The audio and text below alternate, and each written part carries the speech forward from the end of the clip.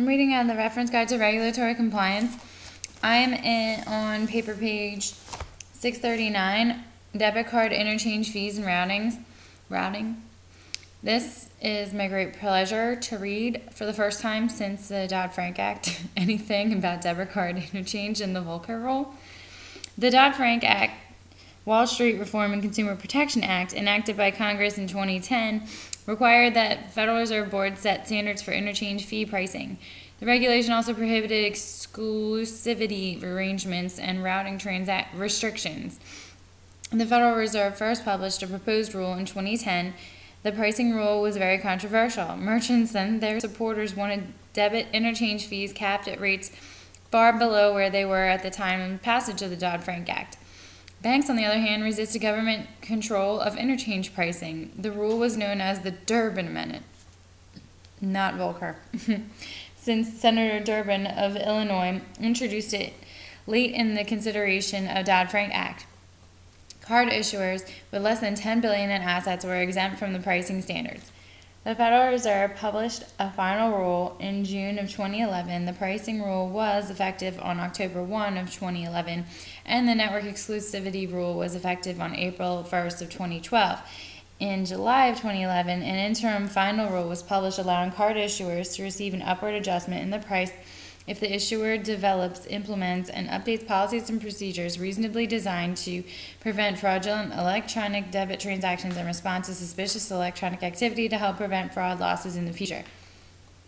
Coverage, part 1 of this section, is the issuer and the acquirer. The acquirer is a person who contracts directly or indirectly with a merchant to provide settlement for a merchant's electronic debit transactions over a payment card network.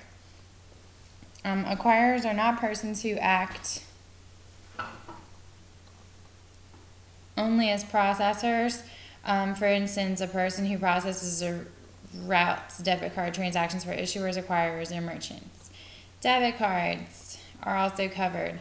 That's any card payment code or device issued or approved for use through a payment card network to debit an account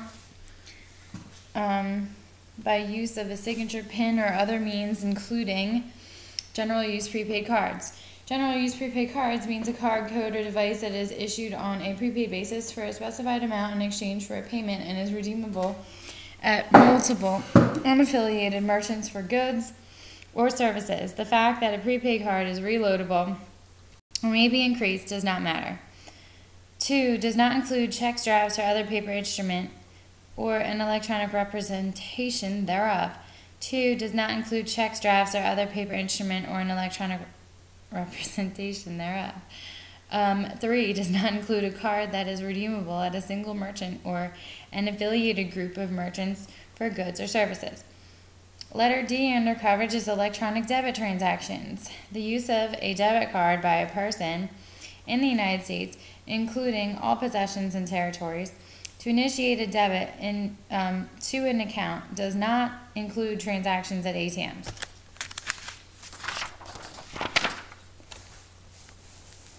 Well, that's strange.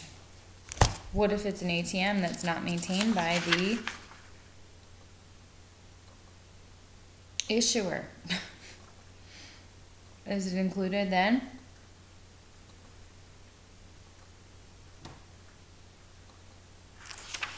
Well, anyway, merchant is anyone who accepts a debit card as payment. And payment card network, an entity that directly or indirectly provides proprietary services, infrastructure, and software to route data and information from an acquirer to an issuer to conduct the authorization, clearance, and settlement of electronic debit transactions, and to an entity that a merchant uses in order to accept as payment a brand of debit cards or other device to carry out electronic debit transactions. That's the definition of payment card network. Subpart 2 requirements: charge or receive reasonable interchange fees. The general rule is that the amount of an interchange fee that an issuer may charge or receive must be reasonable and proportional to the cost incurred by the issuer with respect to the electronic debit transaction. The limit: issuers may meet the standard of reasonableness and proportionality only if the fee for an electronic debit transaction does not exceed 21 cents plus 5 basis points implemented by the transaction value. Fraud prevention adjustment. An issuer may be qualified to charge or receive an additional 1 cent per transaction if the issuer is in compliance with the pricing requirements, designs and implements policies and procedures to identify and prevent fraudulent electronic debit transactions, monitor the incidence of fraud and fraud losses, and respond appropriately to suspicious transactions to prevent fraud, and secure debit cardholder and transaction data.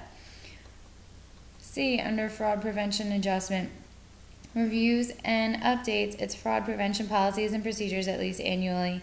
And D, certifies compliance with these requirements to its payment card networks on an annual basis. Letter B, under the requirements, is the prohibition on circumvention, evasion, and net compensation. No person may circumvent or evade the transaction fee restrictions.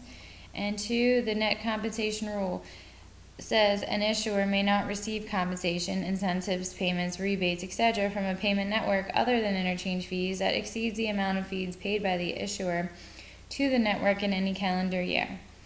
C, exemptions from reasonable charge rule and net compensation rule. For small issuers, these rules do not apply to issuers who, together with their affiliates, are under $10 billion in assets at the end of the calendar year, if they hold the account that will be debited. If an issuer has qualified under the small issuer rule but has assets over $10 billion at the end of the calendar year, the issuer has until July 1 of the next calendar year to comply. That's not a lot of time. Government programs. These rules do not apply if the debit card has been issued pursuant to a federal, state, or local government payment program, and the cardholder may use the card only to transfer or debit the monetary value or other assets provided by the program. 3. Reloadable prepaid cards. Certain reloadable prepaid cards are not covered by the rules, including general use prepaid cards that are not issued or approved for use to access or debit any account held by or for the benefit of the cardholder. B. Cards that are reloadable and not marked or labeled as a gift card or gift receipt for this purpose. The term reloadable includes temporary non-reloadable cards issued solely in connection with a general purpose reloadable card. C. The card is the only means of access to the underlying funds except when the remaining balance is paid out in a single transaction. And 4. When exemptions do not apply. The exemptions for cards issued in connection with government programs and the exemption for certain prepaid cards do not apply to any transaction after July 12th of 2012 if the following fees can be charged to the cardholder with respect to the card: an overdraft fee and not including fees charged to transfer funds to cover a shortfall in the account accessed from the card by the card, and a fee imposed by the issuer for the first ATM withdrawal of a calendar month from an ATM that is part of an issuer's designated ATM network. Part 3. Limitations on payment card restrictions. Network exclusivity. General rule. An issuer may not directly or indirectly through another party restrict the number of networks in which an electronic debit transaction can be processed to less than 2 unaffiliated networks. Permitted arrangements. An issuer may satisfy this requirement only if it allows electronic debits, which does not by rule or policy restrict the operation of a network to a limited geographical area, specific merchants, or a particular type of merchant or transaction, and each has steps reasonably designed to enable the network to process the electronic debit transactions routed to it. 3. Prohibited exclusivity arrangements by card networks. A payment card network may not restrict an issuer from contracting with any other payment card network that may process transactions. Mergers. If previously unaffiliated payment card networks merge, issuers have until 6 months after the merger is final to add an unaffiliated card network to process electronic debit transactions.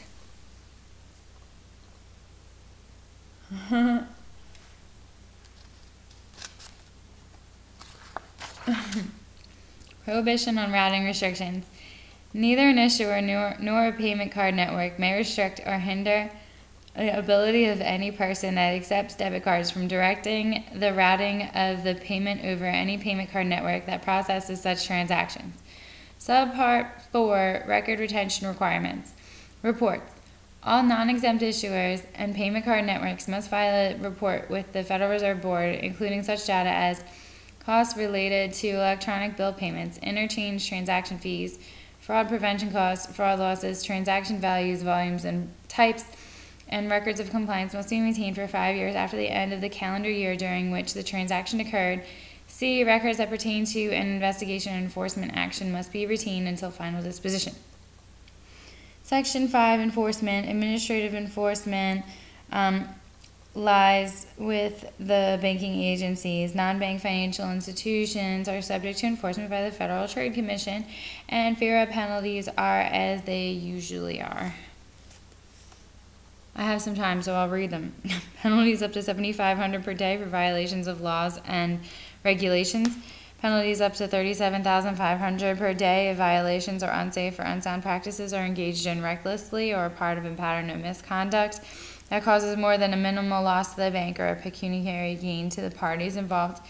Penalties up to $1.375 million per day against persons who knowingly commit a violation and knowingly